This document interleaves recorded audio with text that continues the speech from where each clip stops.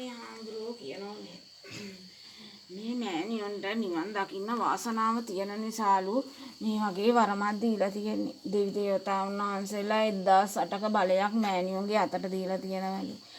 මේ අත තිව්වයි කියන්නේ මහා විසුදේ හාමුදුරන්ගේ දසවතාර බලෙන් ඕනම ලෙඩක් හිසේ තියෙන කැක්කුම දෙපා දක්වා ගෙනියන්න පුළුවන්ලු. දෙපා වල ඇඟිලි තුඩු වලින් එළියට ගන්න පුළුවන්ලු. කැක්කුම් වේදනාවල් ඇඟේ තියෙනවා. ඕනම ලෙඩ රෝගයක් ඇඟ ඇතුලේ තියෙන ලෙඩ රෝගයක් පුච්චෝගෙන බහින විදිහට අතට රස්නයක් දෙනවලු. කතරගම දෙවි දේවතාවුන් වහන්සේගේ බලෙන් සිසිල් භාවයක් ඉස්සෙල්ලම දෙනවලු. ඊට පස්සේ මහා විසුදේ හාමුදුරන්ගේ දසවතාර බලෙන් රස්නයක් දෙනවලු. ඒ රස්නෙන් ඇඟේ තියෙනා වූ ලෙඩ රෝග පුච්චෝගෙන බහිනවලු දෙපා වලට. සීනි, ප්‍රෙෂර්, කොලෙස්ටරෝල් ඒ වගේ ලෙඩ රෝග අඩු වෙලා යනවලු මේ දසවතාර බලෙන්. ඒ විදිහට ලෙඩුන්ට වෙදකම් කරන්න බලයක්ලු මේ මෑණියොන්ට දීලා තියෙන්නේ. මෙතන වැඩ කරන්නේ දෙවි දේවතාවුන් වහන්සේලා 1008ක බලේ තියලා දෙනවා මෑණියොන්ගේ අතට.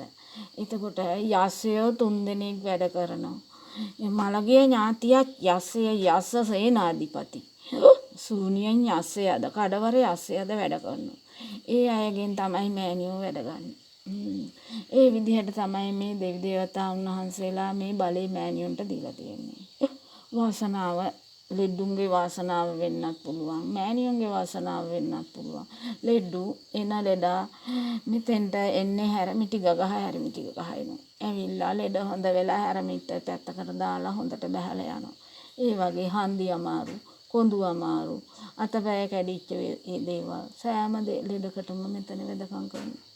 මේ දෙවි දේවතාවුන් වහන්සේලාගේ වරමෙන් තමයි මෑණියෝ වෙදකම් කරන්නේ සියලු දෙනාටම. තෙල් බේත් ගාලා අතපත ගාලා සේරම ඒ තෙල් කොඳුයට කැඩිච්ච හදලා ඒව කරන අන්න එහෙමයි මෙතන වෙදකම් කරන්නේ. සාදු. ඒ අරුණාම ඉගෙන ගන්න දරුවන්ට ආශිර්වාද කරනෝ අගුණ අපල දුරු කරනෝ මහා පත්තිනි මෑණියන්ගේ හත් කට්ටුවේම බලෙන් අගුණ අපල දුරු කරනෝ ඒ කියන්නේ ග්‍රහ අපල දෝෂ දුරු කරනෝ ඉගෙන ගන්න දරුවන්ට සාදු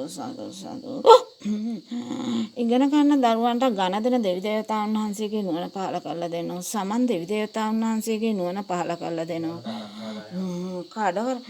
කඩවර දෙවි හාමුදුරුවන්ගේ නුවණ පහළ කරලා දෙනවා. ඒ වගේම දඩිමුඩ දෙවි දේවතාවුන් වහන්සේගේ නුවණ පහළ කරලා දෙනවා. සරස්වති මෑණියන්ගේ නුවණ පහළ කරලා දෙනවා. මේ විදිහට ඉගෙන ගන්න දරුවන්ට ආශිර්වාද කරනවා සෙත් කරනවා මෙතනින්. එනමම ඒ විදිහට කරන්නේ ඒ ටික. එතකොට ගෙවල් වල මලගේ ඥාතීන් ඉන්නව නම් මලගේ ඥාතියා මෙතෙන්ට ගෙන්නවල කතා බහ කරලා මෑණියොන් ගැඟට ඇවිල්ලා වරමෙන් කතා කරනවා. කතා කරලා මලගේ ඥාතියා මුදවනෝ ආත්මිකට යන විදිහට මුදවනෝ යයි මෙතනින්. ඒ කියන්නේ පන්සලකට බෝධියක් ගාවකට විහෙරයක් ගාවකට පිටක් කරලා පින් රැස් කරගෙන ආත්මිකට යන විදියට හදලා දෙනවා. ඒ ටික කළා ඊට පස්සේ ගෙවල් දොරවල් වලට ආරක්ෂාව දාලා ඒවා පිරිසිදු කරලා දෙනවා. ඒ ආරක්ෂාවල් වලින් සියලු දෙනාට මෙච්චර කාලයක් කරපු ලෙඩුන්ට සියලු දෙනාට සුවයි ආශිර්වාදයක්ම වෙලා තියෙනවා. දැනට එච්චර තමයි කතාව. විස්තර ටික තමයි මෑණියෝ කිව්වේ.